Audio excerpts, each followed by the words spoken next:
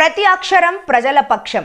HR9 news టీవీకి స్వాగతం, సుస్వాగతం. సత్యసాయి జిల్లా పెనుగొండ నియోజకవర్గం ఎమ్మెల్యే అభ్యర్థిగా శ్రీమతి సవితమ్మ మరియు పార్లమెంట్ అభ్యర్థిగా బీకే పార్థసారథి భారీ మెజార్టీతో గెలుపొందిన సందర్భంగా కార్యకర్తల అభిమానుల సంబరాలు ఆకాశాన్నంటాయి. పరిగి మండలం ఎర్రగుంట గ్రామంలో టీడీపీ నాయకులు, కార్యకర్తలు, అభిమానులు టపాసులు కాలుస్తూ కేక్ కట్ చేసి మిఠాయిలను పంచుతూ పండుగను తలపిస్తూ చాలా ఘనంగా సంబరాలు జరుపుకున్నారు.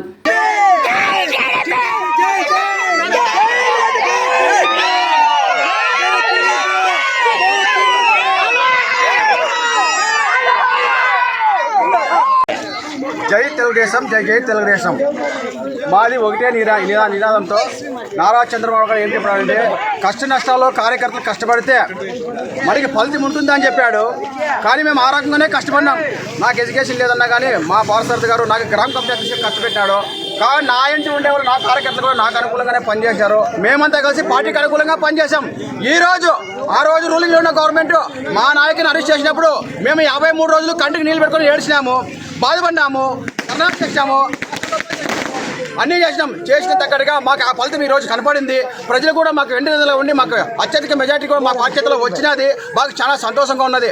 ఈ రోజు 175 అన్నాడు, ఈ రోజు 9K క్లోజ్ అయ్యాడంటే నాకు ఎంతో సంతోషంగా ఉన్నది. నేను ఒకటి అనుకున్నాను, నా కోరిక నెరవేరింది. నాతో పాటు నా కార్యకర్తలు కూడా పనిచేశారు. మా గ్రామంలో వాళ్ళు కూడా ఎల్లువేళ నాకు సహకరించి పనిచేశారు.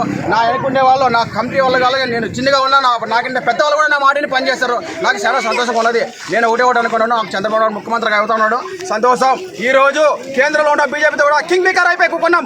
మా కోసమే వీళ్ళంతా వెయిట్ చేస్తున్నారు. అది నాకు చాలా సంతోషమైనది.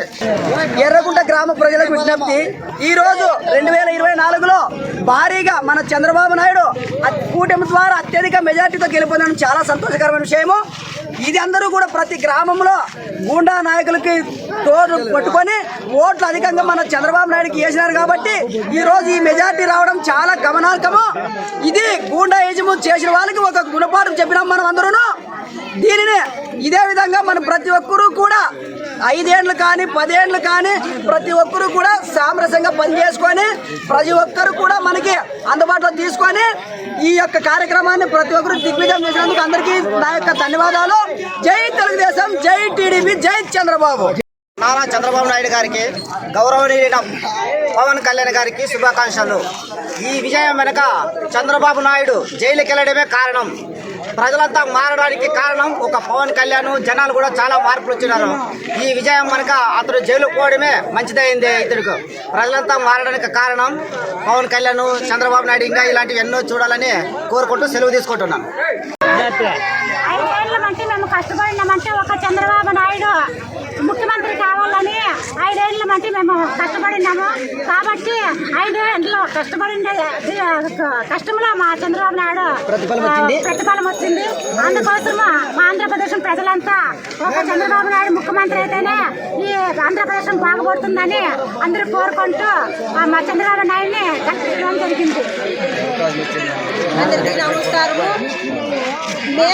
మేకకి పులి వచ్చింది, మేకకి పులి వచ్చింది, వేటాడేకి పులి వచ్చింది.